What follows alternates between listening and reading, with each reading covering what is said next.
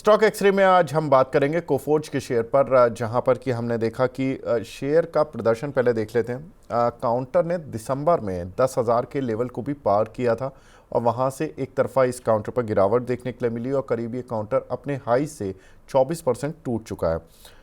अब ये शेयर क्यों टूटा? क्योंकि सारे आईटी शेयर टूटे थे और टैरिफ की खबरों की वजह से ये था कि अमेरिका में मंदी आ जाएगी, अमेरिका में मंदी आएगी या यूरोप में मंदी आएगी तो इन सभी आईटी कंपनीज़ को रेवेन्यू मिलने में दिक्कत होगी और उसकी वजह से सभी आईटी काउंटर टूट गए थे।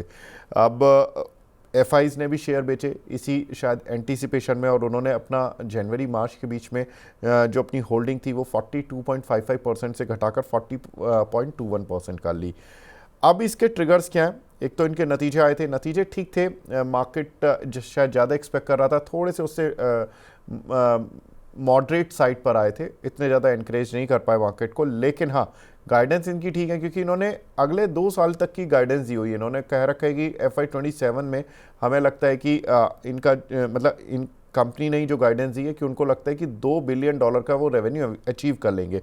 अभी जो FY25 में इन्होंने रेवेन्यू पोस्ट किया है वो $1.45 बिलियन का किया है, यानी कि यहाँ से करीब करीब 33% की ग्रोथ ये अपने रेवेन्यूज़ में दिखाएंगे।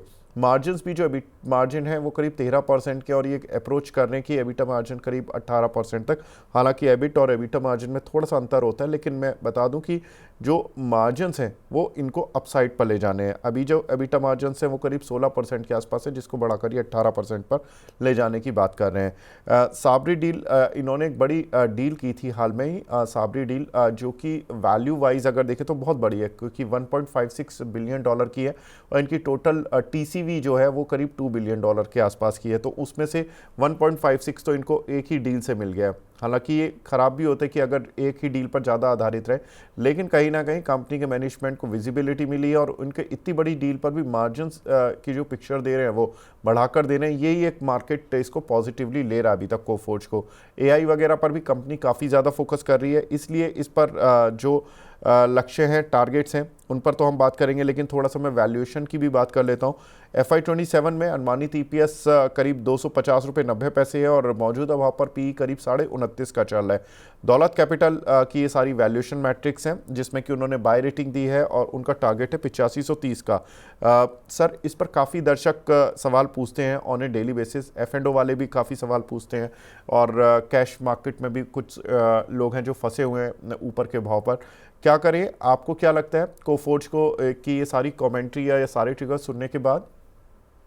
सर देखिए, बिल्कुल अभी ये एक अपसाइड के लिए तैयार हो गया है और जिस तरीके से मूवमेंट कर रहा है आपको एक बार बहुत नियर टर्म में 8100 रुपए तक का भी लेवल देखने को मिल सकता है। और जो कि मैं समझता हूँ बहुत ज्यादा अगर ऑप्टिमिस्टिक नहीं भी होता हूँ तो 1 से 1.5 महीने में देखने को मिल सकता है।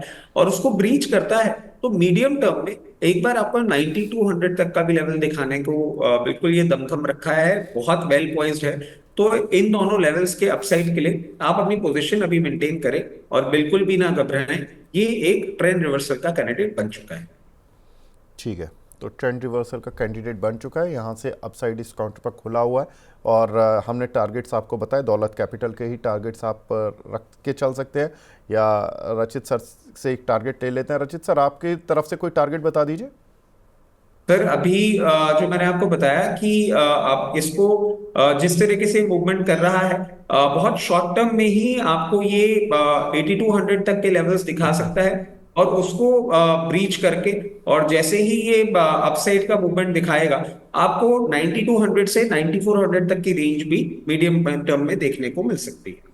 ठीक है, तो 82 और 9200 ये दो रेंज रहेंगी शॉर्ट टर्म और लॉन्ग टर्म, और जो दौलत कैपिटल का फंडामेंटल टारगेट है वो 8500 की रेंज में। तो अप्रोक्स आप किसी भी टारगेट को अप्रोच कर सकते हैं, अपनी सुविधा अनुसार इस काउंटर को आप पॉजिटिव साइड पर देख सकते हैं।